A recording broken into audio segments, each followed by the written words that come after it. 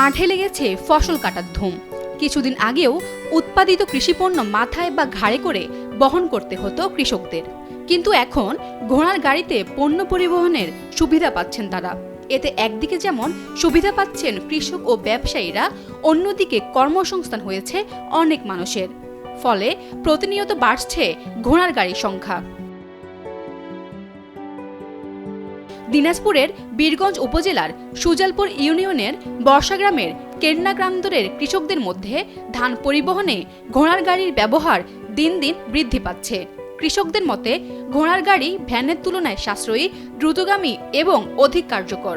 আমাদের এলাকায় ভ্যানের দাম বেশি, বেশি দামে ধান নিচ্ছে, মানে 1600 টাকা, ওনারা 2000 টাকা যাচ্ছে।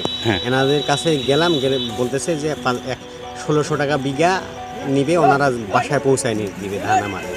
সেজন্য আমি সুবিধার জন্য বা আমার একটু সেভ হচ্ছে টাকা। ঘোড়ার গাড়ি চালকরা জানান, একটি ঘোড়ার দাম মাত্র 40 থেকে 50 হাজার টাকা, যা ভ্যান বা মহিষের গাড়ির তুলনায় সস্তা। একটি ঘোড়াতেই গাড়ি চালানো সম্ভব হওয়ায় খরচ কম, লাভ বেশি এবং কার্যক্ষমতাও ভালো।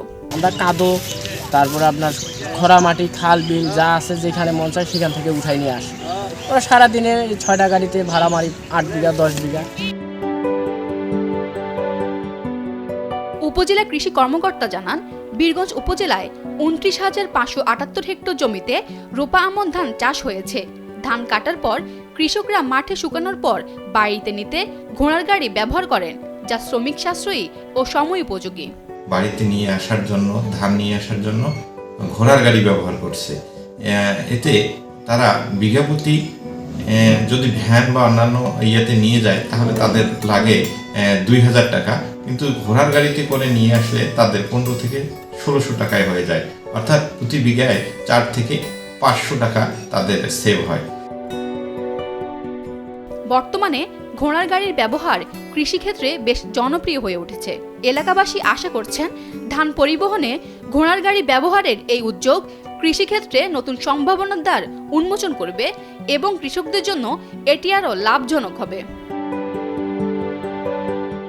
দিনাজপুর থেকে সোহেল আহমেদের পাঠানো তথ্যচিত্রে ডেস্ক রিপোর্ট, ফারজানা আমিন, কালের কণ্ঠ।